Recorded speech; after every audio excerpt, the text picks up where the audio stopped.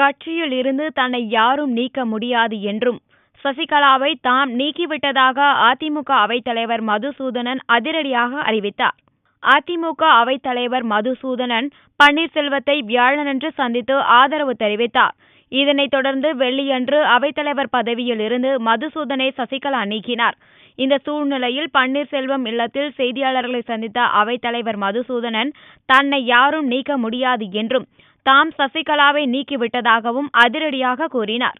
மன்னிப்பு கடிதத்தை எழுதிவிட்டு அவர் கட்சிக்குள்ளே நுழைந்த நேரம் 2012 மார்ச் 31.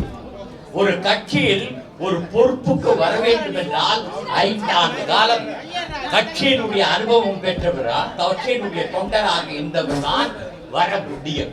ஆனால் இந்த அம்மையார் வந்ததோ 2012 மார்ச் 31.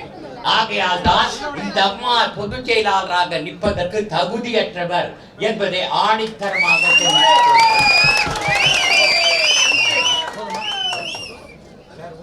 தெரிவித்துக் கொள்ள இருக்கிறேன். ஆகையால் இவருடைய பொதுச் செயலாளர் பொறுப்பை ஏற்றுக்கொள்ளக்கூடாது என்பது எலெக்ஷன் கமிஷனுக்கு நான் மனு தந்திருக்கிறேன்.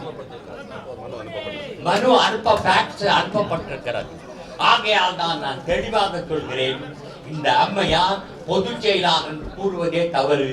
உண்மையான பொதுச் செயலாளரை அதிமுக தொண்டர்களால் தான் தேர்ந்தெடுக்கப்பட வேண்டும்.